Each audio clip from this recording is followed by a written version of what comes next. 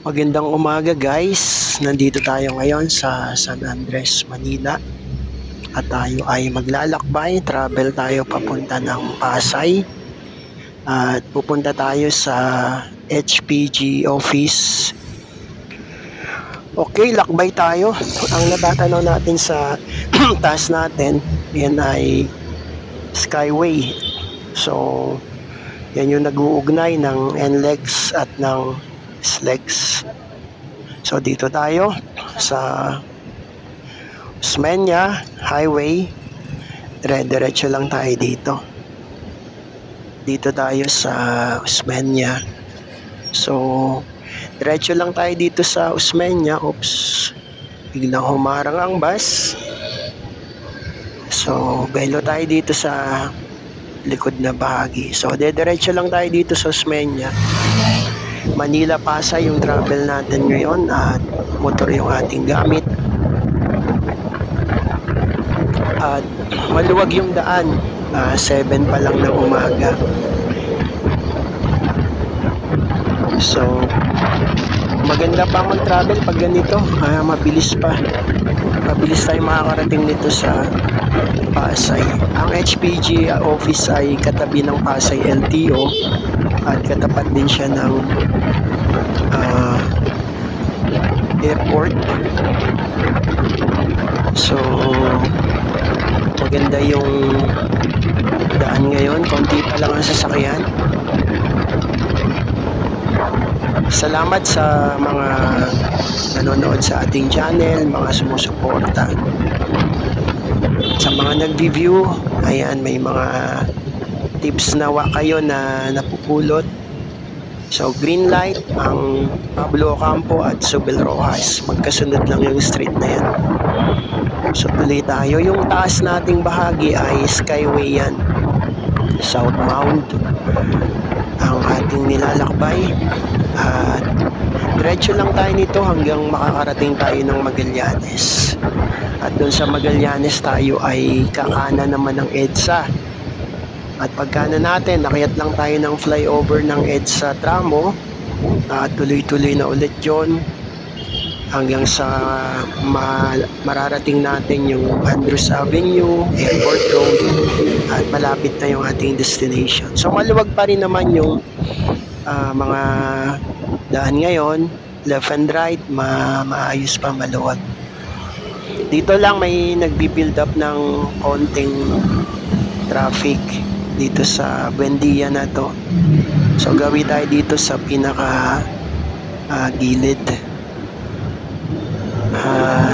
Takyat tayo ng tulay dito sa Osmeña flyover. Yung ilalim nito ay Buendia. So yung Buendia medyo matraffic na pala ngayon. Medyo mahaba na yung pila nila. So diretso lang tayo, kaya tayo dito. Pagkakit natin ay mga ilang isang traffic light lang ang ating tatawirin at mararating na natin yung Magallanes. So sa pagmumotor, ingat lang tayo palagi at laging may kukondisyon din yung katawan sa pagmumotor. Ayan, huwag basta-basta sisingit. Kung halimbawa may pagkakataon, magandang magpaalam dun sa mga nakakasabay na mga motorista. So yung taas natin ay Skyway yan at yan yung dinadaanan ng mga nagsishortcut. Ang Skyway na yan ay nagdudugtong ng Muntinlupa at ng Bonifacio Toll Plaza sa NLEX. So SLEX and NLEX ang dinudugtong ng Skyway. At maganda na yung Skyway, marami ng mga pwedeng mag-entry, pwedeng mag-exit, marami na silang mga ginawang mga entry and exit point ng Skyway. Maganda yung takbo natin, tuloy-tuloy. Yung traffic light, sakto tayo sa green, kaya tuloy-tuloy tayo dito. So ito ay sakop na ng Makati, yung place natin. Kanina doon din sa pagtawid ng Zubel Rojas ay sakop na yun ng Makati. At itong kahabaan na to na binabaybay natin, sakop to ng Makati.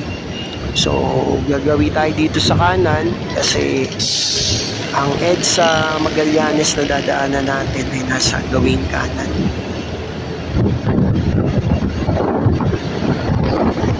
Ayan, ingat-ingat lang tayo at huwag basta-basta sisingit. Kapag clear sa mga side mirror natin, kung kakaliwa man tayo, kakanan, mas maganda talaga na clear yung ating mag-change lane tayo. So dito tayo sa service road na, papasok tayo dito. Ayan, ito yung service road at dire-diretso din to ng Magallanes. Pagdating natin dito sa Magallanes, tayo ay kakanan. So ang tinutumbok na natin ngayon ay EDSA. So itong Osmeña na to ay EDSA yung tinutumbok natin. So dito sa way natin, meron ditong U-turn pabalik ng Osmeña at merong right turn. So ang daan lang dito sa ilalim na to ay U-turn or right turn. So kapag naka-right turn naman dito, yung gustong pumunta pa ng south ay meron namang U-turn slot doon sa bandang unahan kapag naka-right turn na rito.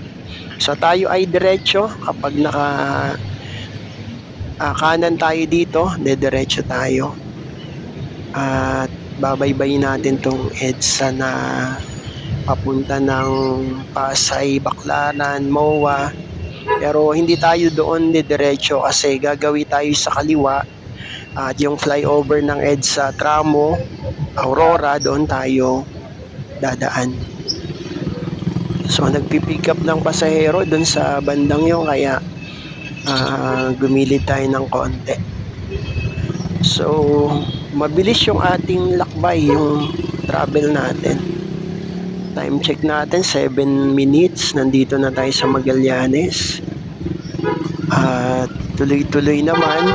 So wala pa tayong naabutan na red light mula doon sa San Andres kanina, naka green light, Pablo Ocampo, Zubel Rojas. Pagbaba natin ng Arlais Road, Pasay Road ay naka green light din. So tuloy-tuloy, maganda. Sana ganito lagi yung ma-experience natin kapag tayo ay nagta-travel. So ito, nasa EDSA na tayo. At yung gawing kaliwa, meron diyang mga galing sa flyover at sila ay bumubelo din. Minsan may magra-right turn sa papunta ng Evangelista, kaya ingat-ingat dito sa lugar na to.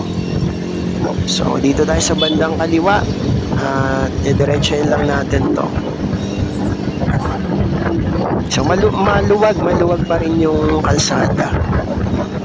Past 7 pa lang naman ng umaga, kaya konti pa lang siguro yung mga nagta-travel. Pero may mga area na ramdam na yung volume, kagaya nito sa right side natin, yung padiretso ng Rotonda Pasay.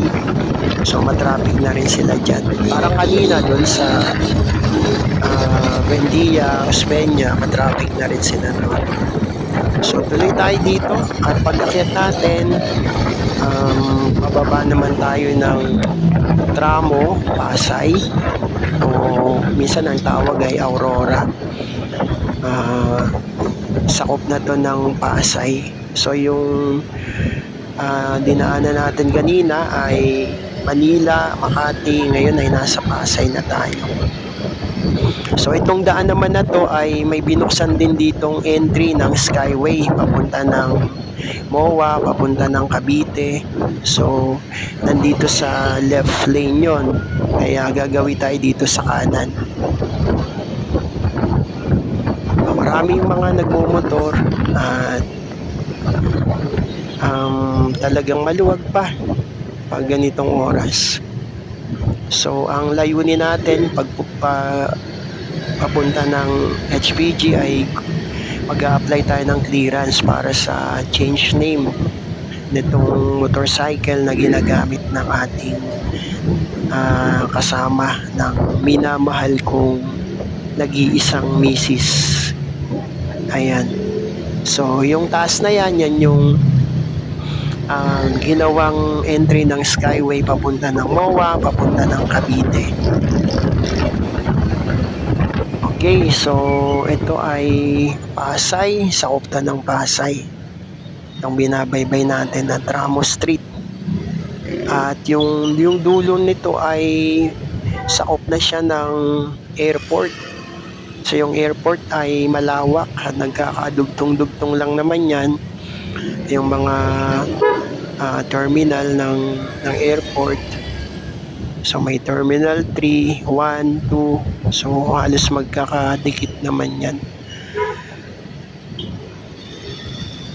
Gawi tayo dito sa kanan at malubak-lubak lang yung kalsada kasi may mga takip ng mga drainage. So ramdam natin yung mga lubak.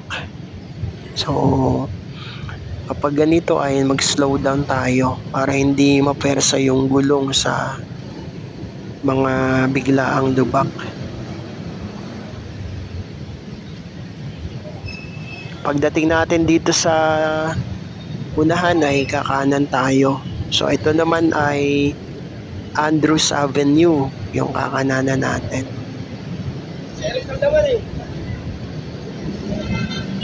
Okay, at ayan, ramdam natin yung lubak.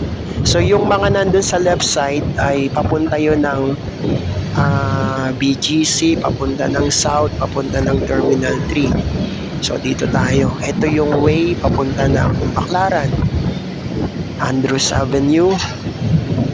Way din to papunta ng Terminal 1. Terminal 1 doon sa bandang malapit na sa Sukat Road. Pero hindi tayo aabot doon. Dito lang tayo sa Airport Road.